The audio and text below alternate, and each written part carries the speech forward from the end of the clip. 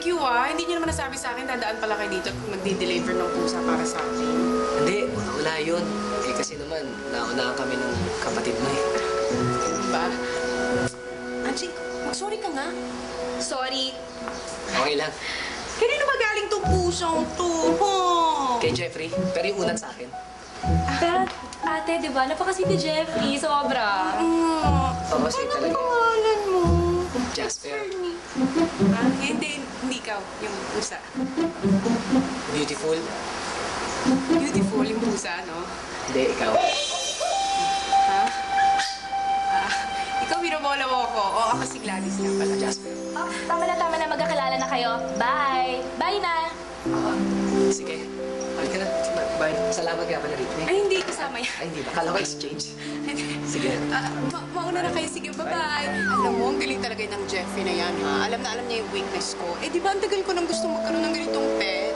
O, di ba ngayon, wala ka ng ibang dahilan para hindi mo magustuhan si Jeffrey, di ba?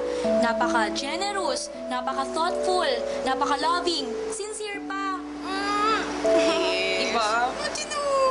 Jasper, kumusta naman yung latest chicks ni Jeffrey? Yung pinaghatira natin kay Miming. Natatandaan mo ba yan? Si Gladys. Maganda. Mabait. Disente. Magustuhan niya kaya itong rabbit? Bibigyan mo siya ng rabbit? Para saan? Wala lang. Gusto ko lang bigyan. Parang nakakaamoy ako ng sulutan, ha? Hoy, hindi ko susulutin si Gladys kay Jeffrey. Ililigtas ko lang siya. Ililigtas? Maniwala ako sa'yo. Hoy, alam ko nasa isip mo. I know your brain. Eh, bakit tayo bang maniwala sa akin? Tsaka, King, alam mo naman, di ba? Nalolokohin lang ni Jeffrey si Gladys. Eh, hindi ko na mahayang mangyari yun eh. Ay nako, kahit maging tigapagligtas ka pa, eh kung yan si Jeffrey na yan, na best friend mo, na malalaman yung plano mo, tsak na mag-aaway kayo. Gusto mo ba kayong dalawa mag-best friend, separate na, mag-aaway? Gusto mo ba yan?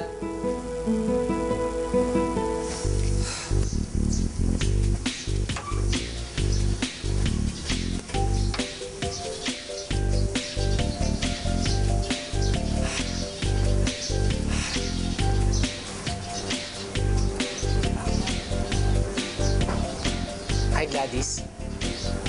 Meron sana akong sasabihin sa'yo eh. Ang bagay na boyfriend sa'yo, yung loyal.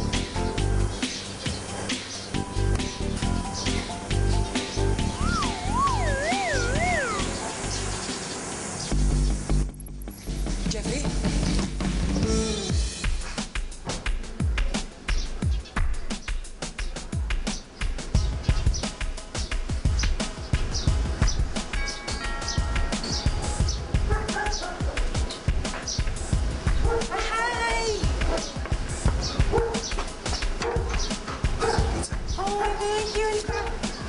Pasok.